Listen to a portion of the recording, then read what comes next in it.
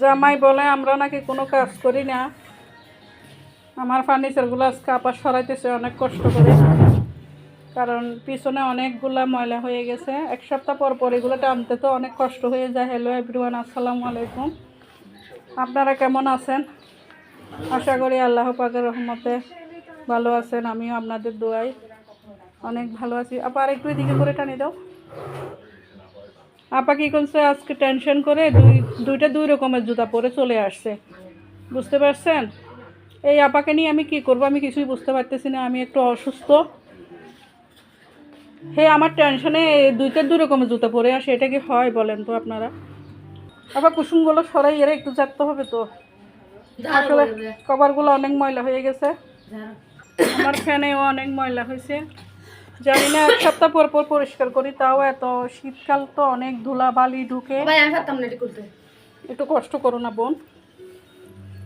আমি এক হাতে ধরি, তুমি এক হাতে ধরো, টান দাও। দেখছেন পারতেছি না, গরু শক্ত অনেক। আসলে আমার আর একটা কভার অর্ডার দেওয়া দরকার। এটাও ৯,০০০ টাকা দিয়ে বানাইছি, কিন্তু তেমন একটা সুন্দর লাগে না। অনুরোধ করি দেখেন, ওনাকে লেখা করে ফেলাইছি।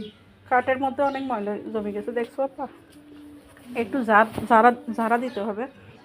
এটা হচ্ছে আমার ছুপা। কি যে বলো তুমি।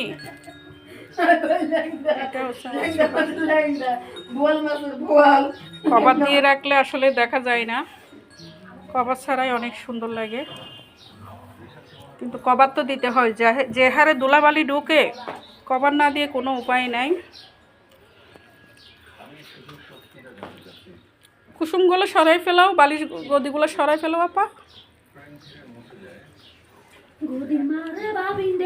কুসুমের কভার অনেক রকমেরই আছে, কিন্তু সুপার কভার শুধু একটাই আছে।